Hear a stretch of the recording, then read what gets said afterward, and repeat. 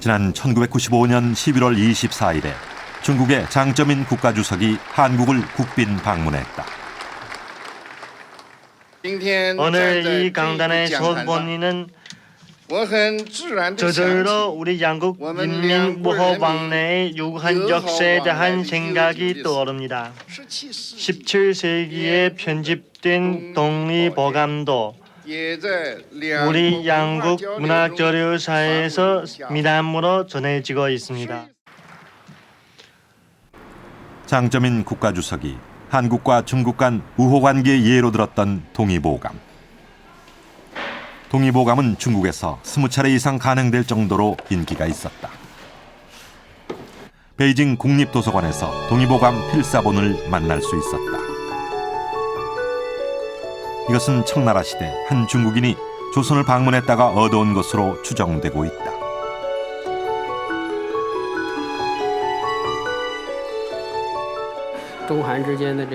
동의보감은 중국과 한국 간의 문화 교류가 얼마나 광범위했는지를 구체적으로 드러내고 있습니다.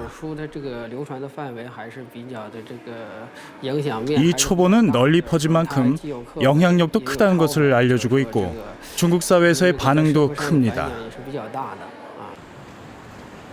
과거의 영광이 오늘날에도 이어지는가? 중국 중의학대학교 도서관에도 여러 종류의 동의보감이 꽂혀 있었다.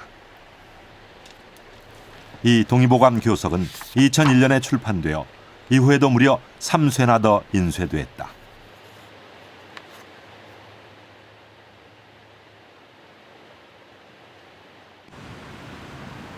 의학 서적 분야에서 중국에서 가장 많은 출판과 영향력을 가진 인민위생 출판사. 이 출판사는 중국 국가위생부의 고소정리 목록에 따라 중국 내 전문가를 선정해 보다 좋은 판본 3가지를 골라 다시 정리한 것이 이 동의보감 교석이라고 했다. 우선은 동의보감의 학술적 가치를 말해야 할 것입니다. 취재도 했었죠. 주요한 것은 역시 학술적 가치입니다. 어떤 한 책이 학술적 가치가 없다면 그건 아무것도 아닐 것입니다. 학술적 가치가 있다면, 즉 인용 가치가 있다면 끊이지 않고 출판 인쇄될 것입니다. 해동 역사에 따르면 동의보감이 당시 중국에서 얼마나 존경을 받았는지 알 수 있다.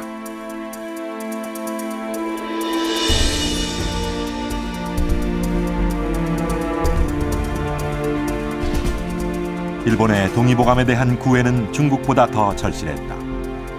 이 조선사신 행렬도는 임진왜란이 끝난 뒤 도쿄를 방문한 조선사신 행렬을 그린 것이다.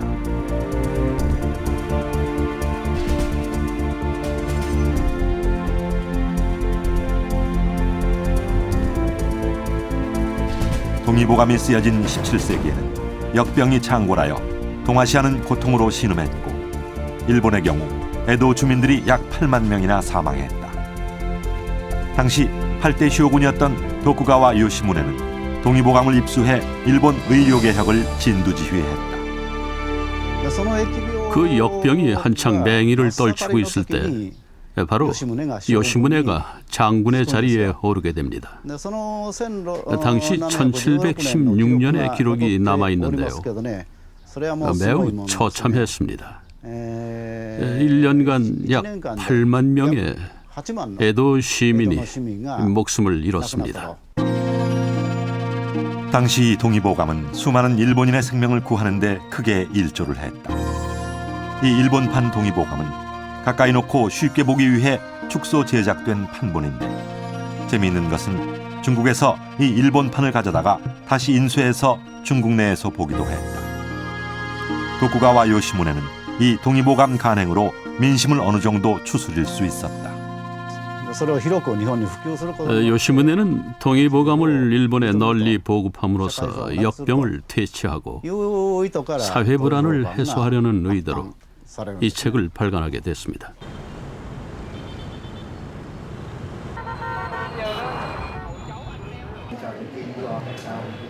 소중한 약재라는 이름을 갖고 있는 잡지사. 이들은 동의보감을 베트남에 널리 알리는 데 앞장서 왔다.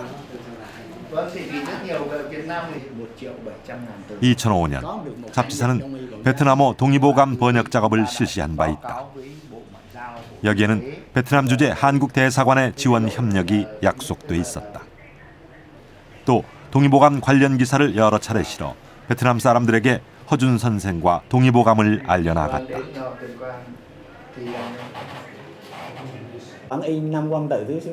다낭에 사는 판꽁뚜언 씨는 베트남 한의사로 동의보감의 베트남어 번역에 참여하고 있다. 그는 내경의 일부분을 번역해놓은 상태다.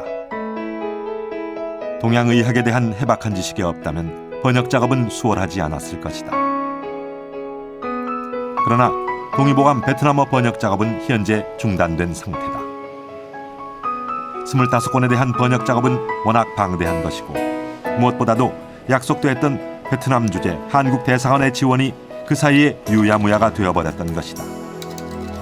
판 편집장은 예전에는 동의보감이 중국인이 쓴 책으로 알았다고 한다.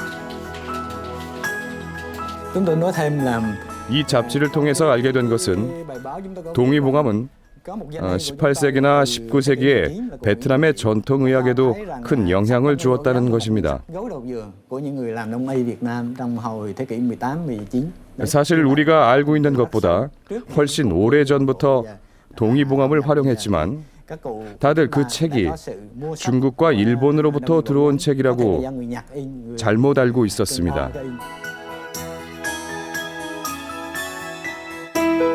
이들은 다시 동의보감의 번역이 이어지기 위해선 한국 한의사들의 적극적인 지원이 필수적이라고 말한다. 또 내년 허준 선생 동의보감 집필 400주년을 맞아 이 동의보감 번역을 통해 한국과 베트남 간의 의학 교류가 활발해지길 고대하고 있다. 물론 번역 출판엔 큰 시련이 따를 수 있습니다. 하지만은 오늘 이렇게 여러분들을 만날 수 있어서 매우 행운이라고 생각합니다. 한국의 아낌없는 지원과 우리 역시 노력해서 지금까지 계획해온 번역 작업에 큰 힘이 실릴 수 있기를 바랍니다. 앞다투어 중국, 일본 등 동아시아 제국은 동의보감을 가능했다. 심지어 25권 책을 모두 필사하기도 했고 책을 작게 만들어 보기도 했다. 이들은 동양의학의 핵심을 관통한 허준의 책에 매료된 것이었다. 출판 당시 17세기에는 수많은 의사들이 난무하던 시기였다. 표절과 온갖 논설로 의학 이론은 혼돈에 빠져 있었다. 수백 권이 넘는 방대한 독서량과 임상에 대한 치열한 고민을 통해 허준은 동양의학의 정수를 뽑아냈다. 마타 한슨 교수는 허준의 이런 면모를 꿰뚫어보고 있다. 동의보감에서 찾아볼 수 있는 진정한 가치는 바로 편집의 명확성이라고 할 수 있습니다. 그는 독서량이 놀랄 만큼 엄청났고 아무도 그런 방식으로 그렇게 많은 지식을 정리했던 적이 없다고 봅니다. 저는 허준이 특별한 한국인이거나 한국적인 시각을 갖고 있었기 때문이라고 생각되지는 않습니다. 그는 단지 한국인으로서 보다 많은 문서를 접할 수 있는 위치에 있었으며 동시에 대단한 두뇌를 갖고 있었던 것이라고 생각이 됩니다.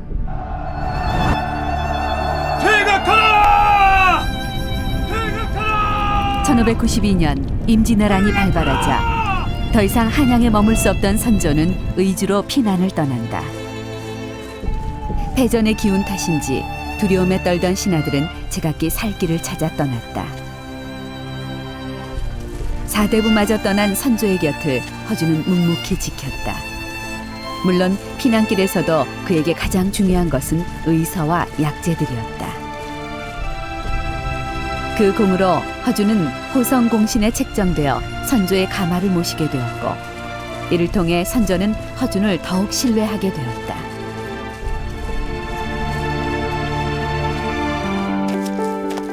선조 승하 후 허준은 의주로 귀향을 떠나게 되었다. 허준은 자신을 믿어주었던 임금 선조와의 약속을 지키기 위해 동의보감의 집필과 의학 연구에 모든 열정을 쏟아붓는다. 귀양 생활을 통해 그는 평생의 역작인 동의보감 25권 집필을 완성했다. 목숨을 걸고 임금과의 약속을 14년 만에 지켜낸 군신유의의 사람 허준이었다.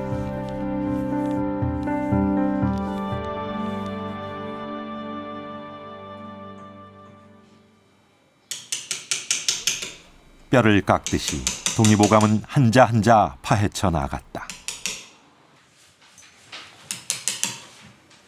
조선은 임진왜란 후 도탄에 빠진 백성을 구하기 위해서라도 훈련도감의 목활자를 통해 출판을 강행했다.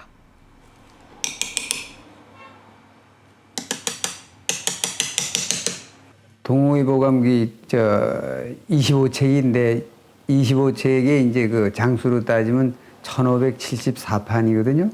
그것을 이제 각 분야의 장인들이 쭉 이제 한 20여 분야로 나눠서 해가지고 그렇게 완성이 됐는데, 그게 이제 개인이 한다는 거는 어렵고 국가가 그 중요성을 인식해서 그 관리하고 만든 걸로 그렇게 알고 있습니다. 임진왜란이 끝난 후 조선의 물자 사정은 말이 아니었다. 정부는 금속 활자나 목판본으로 간행을 준비할 엄두가 나질 않았다.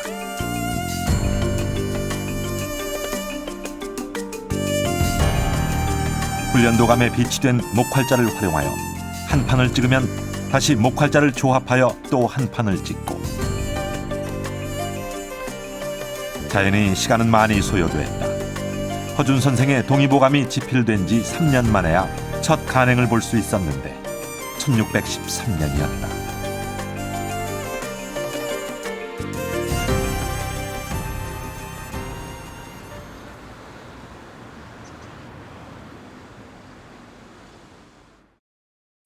동의보감은 전체 25권이 한 질로 돼 있다.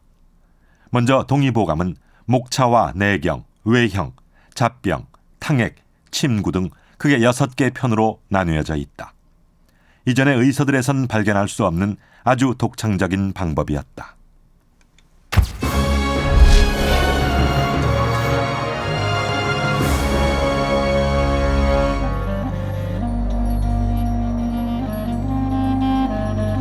허준 선생은 병이 발생하기 전에 신체를 조화시키는 것을 중요시하고 있다. 도가에서는 이것을 양생이라고 한다.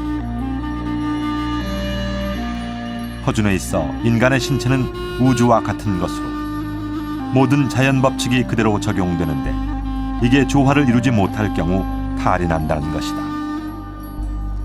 그래서 병이 나기 전에 양생을 한다면 병 걸리고 치유하는 것보다 더 좋다고 하는 것이다.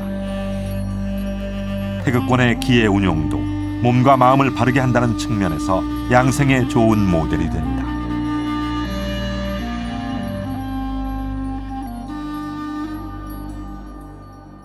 기라는 의미는 인간이 호흡을 통해서 의념 활동을 뜻하고 있습니다. 그리고 이제 공이라는 것은 이 바른 자세로 또 바른 마음으로 용공을 함으로 인해서 끊임없이 발전해 나갈 수 있는 것입니다. 그래서 기공수련을 통해서 어떤 효과를 발생시키기 위해서는 바른 자세, 바른 마음이 매우 중요합니다. 아마 그 동의보감도 이러한 기공의 맥락에서 바른 자세, 바른 마음을 강조하지 않았나 싶습니다.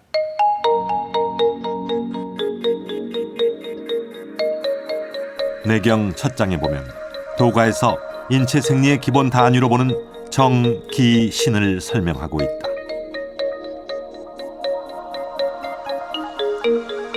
신형이란 허준 선생이 인체의 장기를 도가적 입장에서 묘사한 그림이다.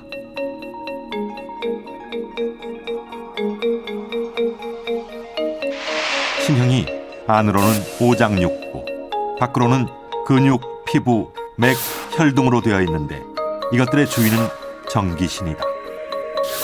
동의보감은 정을 인간의 정액이라고 명확히 그 개념을 적시하고 있다.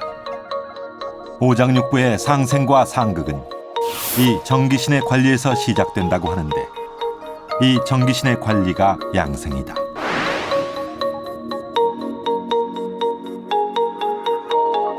양생술에 관련된 내용이 의학에 밀접하게 연결되었습니다. 기존의 의학에서는 치료 중심으로 가다 보니까 양생에 대한 내용이 등한시되어 있었습니다. 이것이 양생을 중심으로 한 새로운 의학을 만들어낸 새로운 의학의 체계를 허준이 만들었다고 말씀드릴 수가 있습니다. 양생은 치아를 부딪히거나 침을 삼키고 얼굴을 문지르는 등 도인수련법으로 연마가 되기도 한다. 그러나 무엇보다도 바른 마음, 바른 자세로 생활하는 것이 양생이다라고 동의보감은 말한다.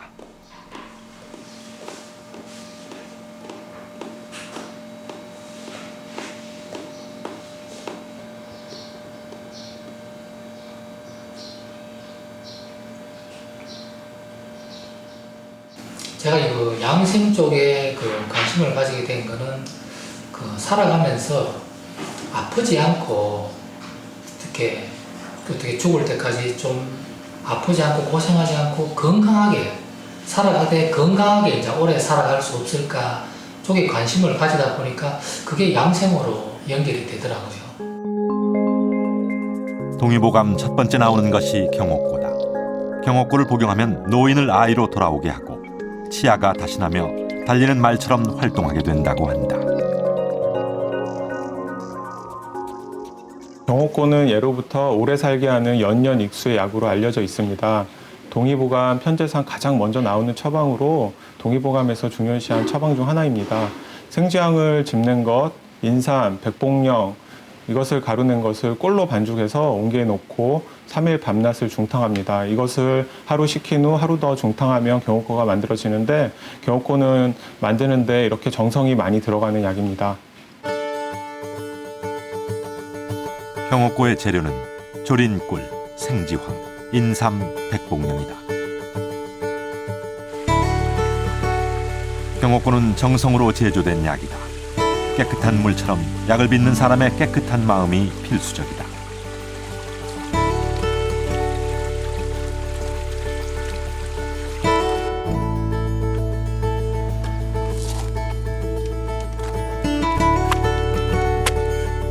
빻거나 찢거나 갈거나 모든 그릇은 목기를 써야 하며 칼 같은 금속 물질이 닿아선 안 된다.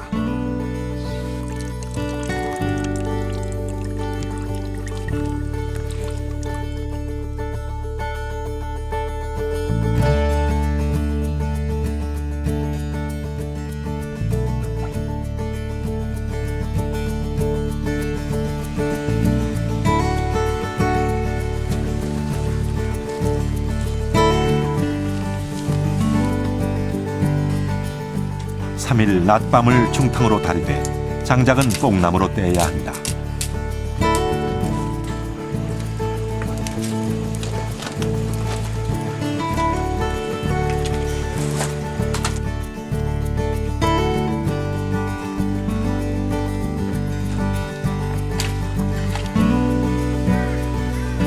삼일 중탕 후 하루 낮밤 깨끗한 계곡물에 담궈 식힌다. 그리고 다시 꺼내 하루 또 중탕을 한다.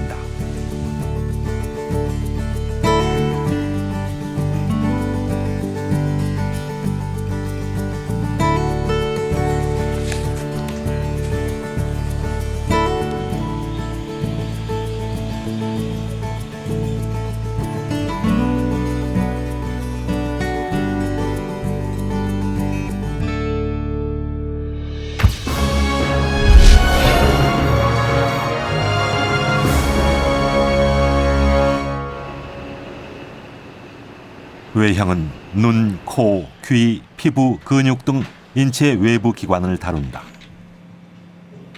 5년 전 루게릭병을 진단받은 김태현 씨. 손 하나 까딱 못했던 그가 이제 루게릭병 치유 전도사가 되고 있다. 사실 오전에 보면 말씀드리면 정말 당시 말 한마디 못하는데 말을 할 수 있고 음식물은 먹지 못했는데 현재 먹을 수가 있고, 그다음에 혼자 누워서 일어나지 못하고 앉아보는 상태는 현재 혼자 일어서고 앉을 수 있고.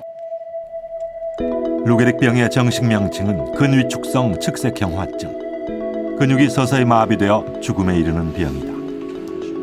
루게릭병은 치료는 고사하고 증상을 완화하는 것도 쉽지 않다. 근육마비 같은 외형의 질병이 생겼을 경우에는 우선 몸속의 변화를 살펴서 근본을 알아낸 후 치료에 들어간다. 안녕하십니까? 감사합니다. 한의학에서는 루게릭병이 오장에 열이 있어서 생기는 것으로 본다.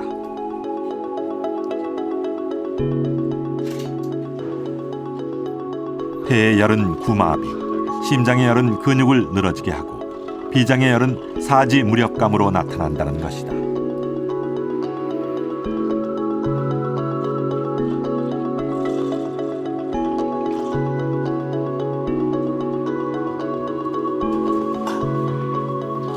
네, 잘 마셨습니다.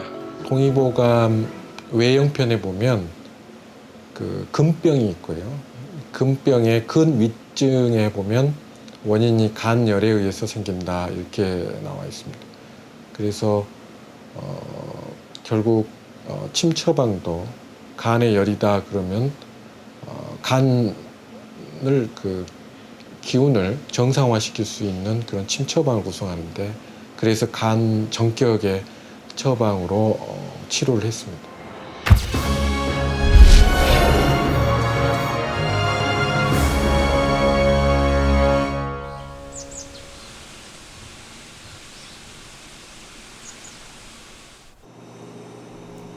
학봉장군 미이라는 2004년 대전시 목달동에 위치한 한 문중묘를 이장하던 과정에서 발굴된 한국 최고의 남성 미이라다. 그동안 여성 미이라는 다수 발견되었으나 이렇게 원형 보존이 잘 된 건장한 남성 미이라가 발견된 것은 특이한 경우에 속했다. 복색으로 보아 무관 출신임이 밝혀졌고 학봉장군이란 명칭이 부여됐다.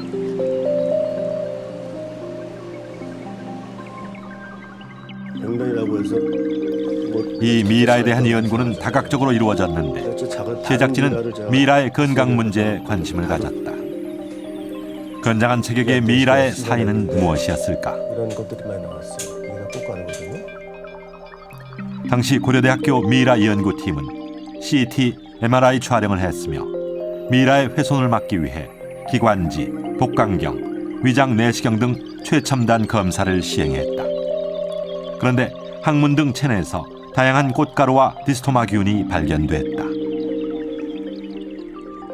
미이라의 내장에 있는 내장 기관에 있는 것들은 하나도 버릴 수 없는 귀중한 거라는 걸 알게 돼가지고 파평윤 할 때도 이제 내장을 전부 조사했었거든요. 학봉장군도 특히 내시경을 검사를 하면서 저희가 그 안에 있는 그 어떤 물질일지 모르니까 그거를 씻어냈습니다. 알코올 가지고.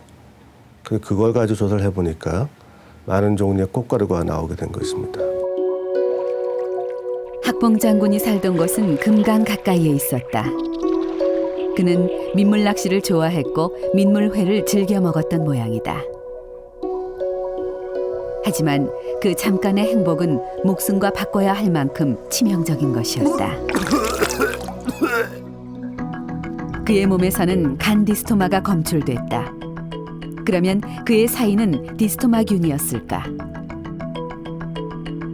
그런데 그의 몸에선 여러 가지의 꽃가루가 보였다. 그리고 그의 기도는 확장돼 있었고 출혈의 흔적이 있었다.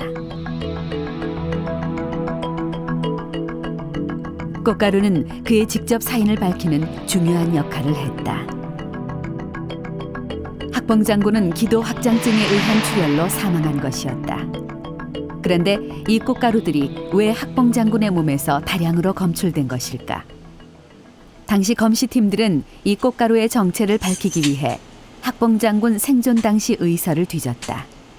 다량의 애기부들 꽃가루가 이제 검출된 거는 상당히 이례적인 거기 때문에 왜 그러면은 이와 같은 많은 숫자의 애기부들 꽃가루가 미라의 체내에 존재할까 여기에 대해 이제 의문을 갖게 되었었고 이제 옛날 그 고서들을 확인해 본 결과 애기부들 꽃가루가 포항이라고 알려져 있었고 이것을 주로 이제 각혈이라든지 폐 관련 질환 이런데 그 의약품으로 많이 활용했다는 것을 알게 되었습니다.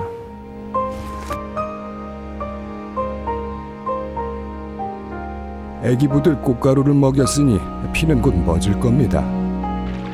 포항이라고 부르는 애기부들 꽃가루는 학봉 장군이 피를 멎게 하기 위해서 사용한 것이었다.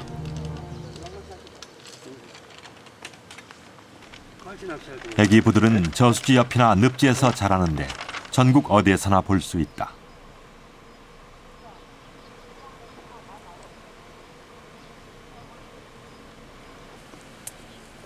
부들꽃 방망이에 있는 노란 가루가 약으로 쓰이는데 가루가 날리기 전에 채취한다. 비벼보세요.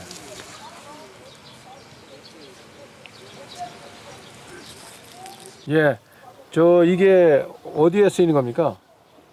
예, 이게 애기 부들 수술 부분인데요. 저희들이 어릴 때 상처나고 피날 때 지혈제로 많이 썼습니다. 어떻게 이 가루를 상처 부위에 바르고 헝겊으로 싸매고 그렇게 지혈을 많이 했습니다. 동의보감에 의하면 포항은 맛이 달며 독이 없다. 9개 구멍에서 피가 나오는 것을 멎게 하고 어혈을 삭힌다. 혈리, 북루, 대하, 하혈, 유산 등을 치료한다고 적혀 있다.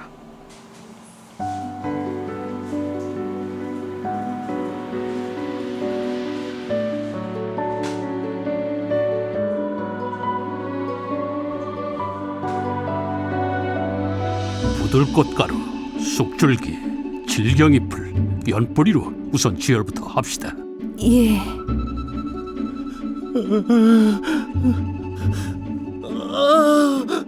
장이 밖으로만 나오고 끊어지지 않았으니 보리죽물로 장을 깨끗이 씻은 다음 다시 배에 넣고 뽕나무 껍질에서 뽑은 실로 꿰맵시다. 20일까지는 멀건 죽에 윗물을 조금씩 먹이고 100일이 지나서야만 밥을 먹일 수 있습니다.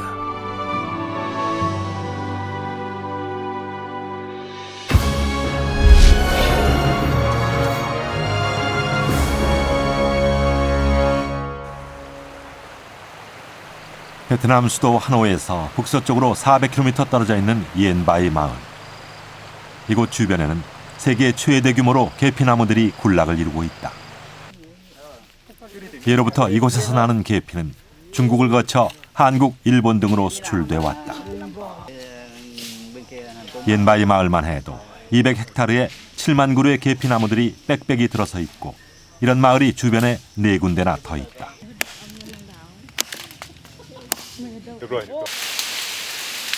계피나무가 상품성을 가지려면 보통 10m 이상 자라야 한다.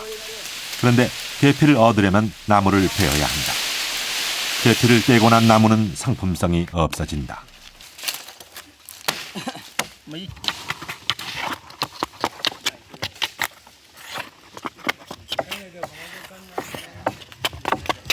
껍질을 떼어내자 매콤한 향기가 코를 찌른다. 나무 하나에 베트남 화폐 약 5,000동어치의 계피가 생산되는데 잘 말리면 12,000동 정도 받는다고 한다.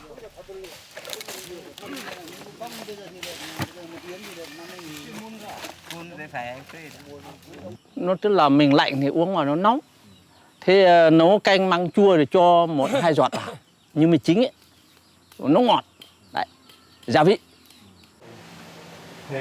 계피는 몸을 따뜻하게 해 병을 치료하는 효과도 있지만 베트남 사람들은 음식 맛을 조절하는 천연 조미료로 사용하기도 한다.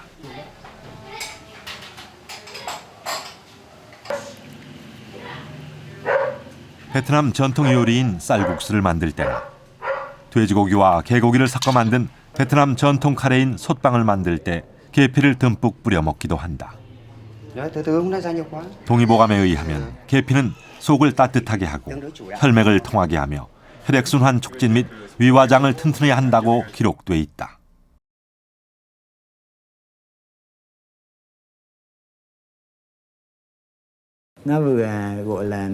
동의보감에 따르면 계피나무는 몸에 열이 나게 해줍니다. 그래서 보통 아침에 계피로 맛을 낸 음식을 먹으면 추운 계절에 몸의 체온 조절을 해주는데 도움이 되리라 생각합니다.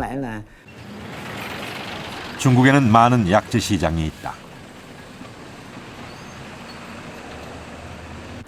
그 중에서도 허베이성에 있는 안국시 약재 시장은 베이징과의 거리가 가까워 많은 사람들이 찾는다. 이곳에는 약의 신, 약왕을 모시는 사당이 있다. 약재 시장의 번영을 위해 이곳에서 사람들은 제를 올리고 기도를 한다.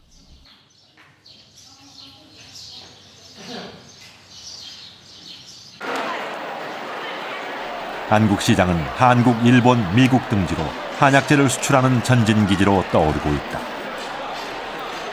이곳에서 거래되는 한약재의 양이 하루 4,000톤 정도이니 그 거래량에 놀랄 따름이다. 인삼 같은 약초부터 거북 등껍질, 지네와 같은 동물과 곤충, 심지어 광물질인 주사까지 거래되고 있다.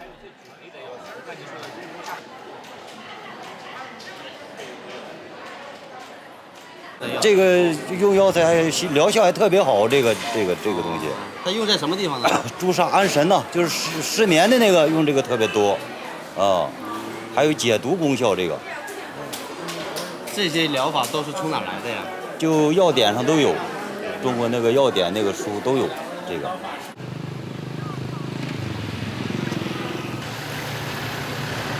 허준 선생은 동의보감만의 처방을 따로 기술하기도 했다. 사람마다 체질이 다르고 또 이에 따라 약재도 다르게 써야 한다고 생각을 했다.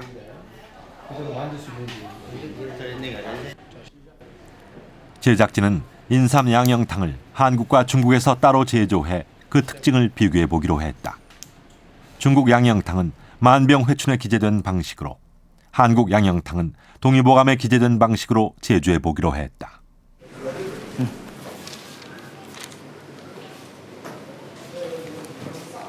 这是什么处方啊？这是人参养荣汤吧？对，人参养荣汤，主要是用于这个气血虚弱的病人，气血虚弱啊，有这些病人。 인삼 양념탕은 중국이나 한국이나 기가 허할 때 복용하는 보약이다. 굳이 만병회춘이나 동의보감을 보지 않더라도 다른 의서에도 기재돼 널리 알려진 처방전이다.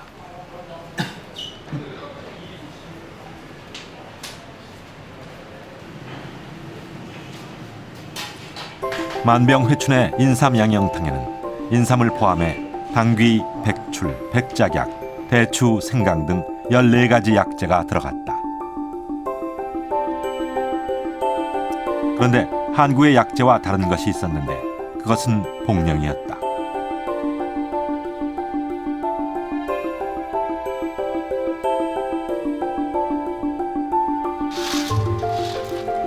탕약으로 다리는데도 만병회춘에 기재된 물의 양을 지켰다.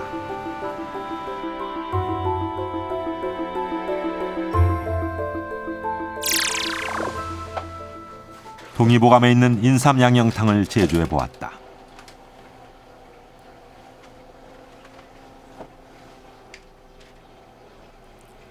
다만 다른 것은 만병회춘에서는 복령이 들어갔는데 한국 동의보감에는 방풍이란 약재가 다르게 처방되고 있었다.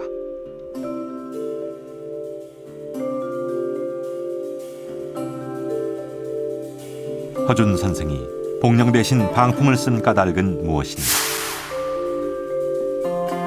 중국의 경우 살이 찌고 기운이 없는 증상이 많아 노폐물이 빠지도록 복령을 쓰고, 조선의 경우 마르면서 땀을 많이 흘리는 증상이 많아 이것을 막기 위해 방풍을 쓴 것으로 생각된다.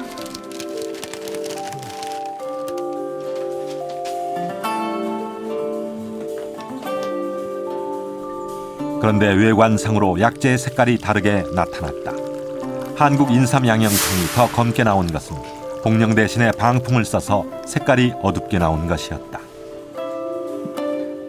동의보감 처음 시작을 할 때 짚내 부분에 허준 선생님께서 약재 분량이라든가 하는 것들을 새롭게 조정했다고 밝혀놓고 있습니다. 인삼 양념탕에서는 복령이라는 약재가 방풍이라는 약재로 바뀌어서 제시를 하고 있고요. 이 복령이 방풍으로 바뀌었다는 것은 노폐물을 빼내는 것보다는 새 나가는 것을 막겠다는 의미가 더 강조된 처방의 의미를 갖고 있습니다. 조심해, 다칠라. 엄마 버렸어였어. 이제 의원은 동의보감 탕액 초보와 잡병제 상문에 나오는 처방대로 이 아이를 치료한다. 벌에 쏘였을 때는 벌집을 가루내 돼지기름에 개어 바르고 박하잎을 으깨 바르고 토란 줄기를 이용하거나 된장을 바릅니다. 동의보감의 치료법은 이렇게 우리 생활권을 벗어나지 않는 쉬운 것이었다.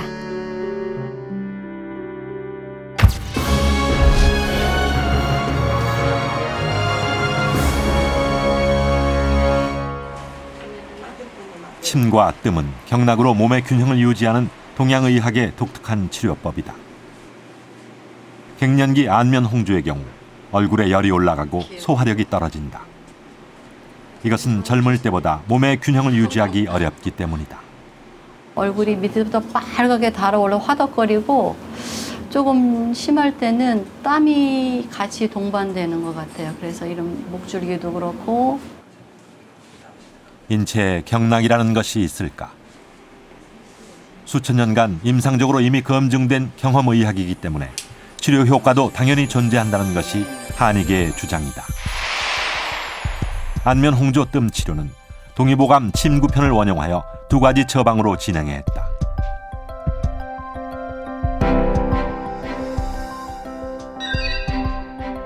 소화력이 떨어지는 것을 막아주기 위해 족양명 위경의 족삼리를 중심으로 중환, 관원, 기해 혈자리를 취하고 또 갱년기 여성에게는 음의 기운이 필요하기 때문에 음의 기운을 보태기 위해 다리 아래의 삼원교와 등 뒤에 신수, 명문의 뜸을 떴다.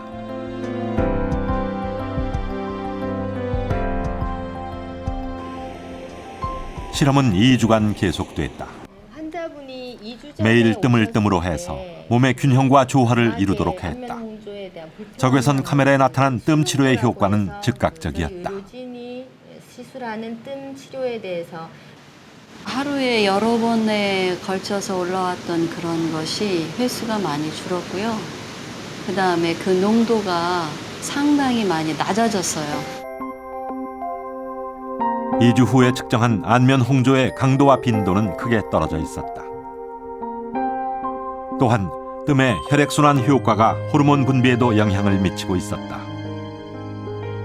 갱년기에는 올라가는 여포자극 호르몬 수치가 오히려 떨어진 것이다. 저희가 기대했던 것 이상으로 본인의 편안한 느낌을 사진에서도 알 수 있게 돼서 저희 치료하는 입장에서도 아주 좋은 결과여서 기쁘게 생각하고요. 특히 그 한창 여성으로서는 힘든 시기일 수 있는데 이 시기를 잘 넘길 수 있는 계기가 되신 것 같아서 이 뜸 치료를 안면 홍조를 겪게 되시는 분들에게 적극적으로 권할 수 있지 않을까 하는 확신을 좀 가지게 됐다고 생각합니다.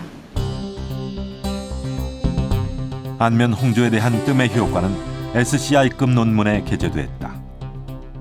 이런 놀라운 결과는 어떻게 보면 동의보감의 재발견에 다름이 아닐 것이다. 동의보감을 제대로 연구한다면 우리는 동양의학의 새로운 창을 열어나갈 수 있을 것이다. 집필된 지 400주년을 맞아 이제 동의보감은 세계인의 유산이 되려고 한다. 혹자는 말한다. 이미 400년 이상의 생명력을 가진 책이라면 이것은 세계인의 보배가 아니겠냐고.